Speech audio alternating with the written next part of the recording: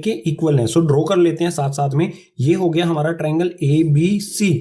इस ट्रायंगल की A B और ए सी, ये वाली साइड ए बी और ये ए सी एक दूसरे के इक्वल है। सो इन पर डबल मार्क कर देते हैं। आगे दिया है एंगल बी और एंगल सी के जो बाइसेक्टर हैं वो एक दूसरे को ओ पर मिलते हैं। सो ये एंगल बी और ये एंगल सी, एंगल बी का बाइसेक्टर ये और एंगल सी का बाइसेक्टर ये दोनों एक दूसरे को मिलते हैं ओ पॉइंट पर, इस पॉइंट पर। अब आगे दिया है ज्वाइन ए टू ओ, ए से हमें ओ को ज्वाइन करना है। सो ये लाइन हमने ड्रॉ कर दी ए से ओ को ज्वाइन करने के लिए। अब हमें क्वेश्चन में शो करना है, पहले फर्स्ट देख लेते हैं। फर्स्ट में हमें दिया है O B equals to O C. ये हमें शो करना है कि ये वाली लाइन ओ बी और ये वाली लाइन ओ सी, ये दोनों लाइन से एक दूसरे के इक्वल हैं। सो सॉल्यूशन स्टार्ट होता है यहां से। सबसे पहले क्या करेंगे, जो हमें ट्रायंगल एबीसी दिया गया है इसमें हमें क्या गिवन है, ए बी इक्वल्स टू ए सी। सो यहां पर लिख लेते हैं ए बी इक्वल्स टू में ए सी, ये हमें गिवन है। सो इसके सामने यहां पर लिख देंगे गिवन। अब आप यहां पर देखो, ये ए बी साइड है, ए बी के अपोजिट कौन सा एंगल है, ये वाला एंगल। और ये कौन सा एंगल है, angle A C B. A C B angle इसके ए बी साइड के बिल्कुल अपोजिट है। सो ए बी की जगह पर मैं लिख देता हूं यहां पर एंगल ए सी बी। इसका रीजन भी मैं आपको दूंगा। अब बिल्कुल इसी तरह से ए सी साइड जो है, ये ए सी साइड है, इसके अपोजिट कौन सा एंगल है, ये वाला एंगल। ये वाला कौन सा एंगल है, एंगल ए बी सी। यहां पर आप देख सकते हैं ए बी सी, ये एंगल है। सो ए सी के अपोजिट ये वाला एंगल, तो इसी के जगह पर लिख देंगे हम एंगल ए बी सी। अब ये दोनों angles, angle A C B और एंगल ए बी सी, ये दोनों एंगल्स एक दूसरे के इक्वल क्यों हैं, इसका रीजन क्या होगा। रीजन यहां पर लिखेंगे, angle opposite to equal sides in triangle are equal. किसी भी ट्रायंगल में जो इक्वल साइड्स होती हैं उनके अपोजिट वाले एंगल्स एक दूसरे के इक्वल होते हैं। बिल्कुल सिंपल सा कॉन्सेप्ट है जो आपको इंट्रोडक्शन वाली वीडियो में बताया गया था इस चैप्टर की। सो बिल्कुल सिंपल रीजन से ये दोनों एंगल्स हो जाते हैं एक दूसरे के इक्वल। अब हमें बिल्कुल सिंपल करना है, क्या करेंगे, इस तरफ भी 1/2 यानी कि इस एंगल का हाफ कर देंगे और इस तरफ भी इस एंगल का हाफ कर देंगे। सो यहां पर मैं लिख देता हूं 1/2 एंगल ए सी बी, और बिल्कुल इसी तरह से यहां पर भी 1/2 एंगल ए बी सी। अब आप यहां पर ध्यान से देखो, जो एंगल ए सी बी है, एंगल ए सी बी, ये वाला जो एंगल है इसका हाफ क्या लिख सकते हैं हम लिख सकते हैं ये इसका हाफ होगा। जो ये वाला एंगल है ये इसका हाफ हो जाएगा, और इस एंगल को हम क्या लिख सकते हैं, O C B. So half angle A C B की जगह पर मैं लिख देता हूं angle O C B equals to में। इसी तरह से एंगल ए बी सी, जो एंगल ए बी सी है इसका हाफ क्या लिख सकते हैं हम, ये है एंगल ए बी सी, इसका हाफ लिख सकते हैं हम इस एंगल को, यानी कि ओ बी सी, इस वाले एंगल को। सो यहां पर half angle A B C की जगह पर लिख देता हूं मैं एंगल ओ बी सी।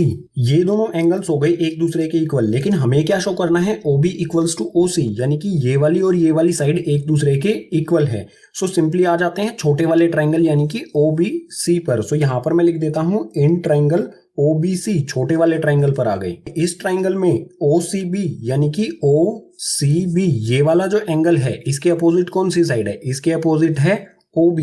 सो OCB, इस एंगल की जगह पर क्या लिख सकता हूं मैं, OB, या फिर इसके अपोजिट जो साइड है वो लिख देंगे इसी के नीचे। ठीक है, इसके नीचे आ गया यहाँ पर OB, और बिल्कुल इक्वल्स का साइन लगा के इसी तरह से ये इक्वल्स का साइन यहाँ आ गया। और एंगल OBC, इस एंगल के अपोजिट कौन सी साइड है, के अपोजिट जो साइड है वो यहाँ पर लिख देंगे, ये है OC।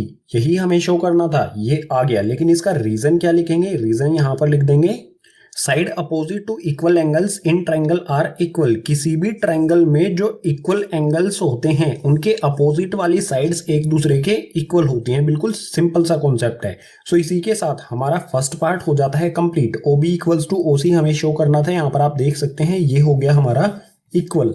अब इसी क्वेश्चन का जो सेकेंड पार्ट है उसको करेंगे नेक्स्ट पेज पर।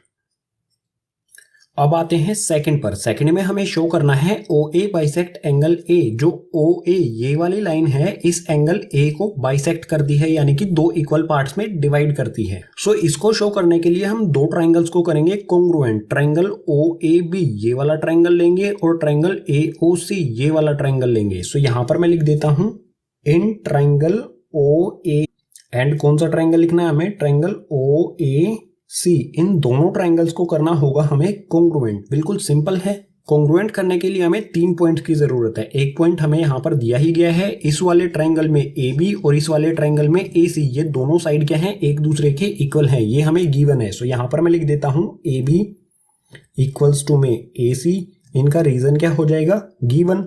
ये हो गया रीजन। अब आते हैं सेकंड पॉइंट पर। सेकंड पॉइंट में आप देख सकते हैं इस वाले ट्रायंगल में OA आ रहा है और इस वाले ट्रायंगल में भी OA आ रहा है। सो OA क्या हो जाएगा, कॉमन। सो यहाँ पर मैं लिख देता हूँ OA इक्वल्स टू OA, ये हो गया दोनों ट्रायंगल्स में कॉमन, रीजन में भी यही लिख देंगे।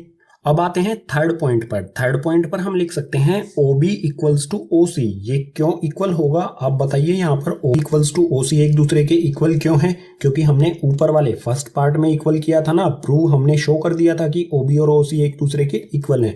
सो रीजन में यहाँ पर लिख देंगे प्रूव्ड अबव। ये हो गया रीजन OB और OC के इक्वल होने का। सो सिंपली हमें यहाँ पर 3 पॉइंट मिल गए हैं। 3 पॉइंट का मतलब क्या होता है, दोनों जो ट्रायंगल्स हैं वो एक दूसरे के कॉन्ग्रुएंट हैं। सो यहाँ पर मैं लिख देता हूँ ट्रायंगल OAB, कॉन्ग्रुएंसी का साइन लगाएंगे, उसके बाद ट्रायंगल OAC, ये दोनों ट्रायंगल्स एक दूसरे के हैं कॉन्ग्रुएंट। कौन से रूल से हुए, यहाँ पर आप देख सकते हो side side side, SSS rule से ये हो गए कॉन्ग्रुएंट। ये दोनों ट्रायंगल्स, ये वाला ट्रायंगल और ये वाला ट्रायंगल, ये दोनों ट्रायंगल्स क्या हो गए, एक दूसरे के कॉन्ग्रुएंट। तो आप मुझे ये बताइए कि जो ये वाला एंगल है, ये वाला इतना एंगल और ये वाला इतना एंगल, ये एंगल्स क्या होंगे, एक दूसरे के इक्वल होंगे CPCT रूल से। सो यहाँ पर मैं लिख देता हूँ ये वाला और ये वाला, यानी कि OAB और OAC एक दूसरे के इक्वल हैं। तो यहाँ पर मैं लिख दिया एंगल OAB इक्वल्स टू में एंगल OAC। कौन से रूल से इक्वल हुए, बाय CPCT। अब आप ये सोचिए कि ये वाला और ये वाला, ये दोनों एंगल्स अगर एक दूसरे के इक्वल हैं तो OA क्या काम कर रहा है, OA एक बाइसेक्टर का काम कर रहा है, यानी कि एंगल A को OA क्या कर रहा है, बाइसेक्ट कर रहा है। सिंपली हमें यही प्रूव करना था, ये प्रूव हो गया हमारा। यहाँ पर एक सिंपल सी लाइन यहाँ पर और लिख देंगे, देयर एंगल A। अगर ये दोनों एंगल्स एक दूसरे के इक्वल हैं तो इसका मतलब OA जो है वो एंगल A को बाइसेक्ट कर रहा है। ये हो गया